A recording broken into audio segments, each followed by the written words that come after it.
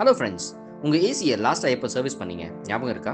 Warm air blow, strange noises smell, high energy bills, poor air flow, frequent cycling on and off, இந்த 5 sign இருந்தால் கண்டிப்பாக உங்கள் ஏசியை service பண்ணணும்.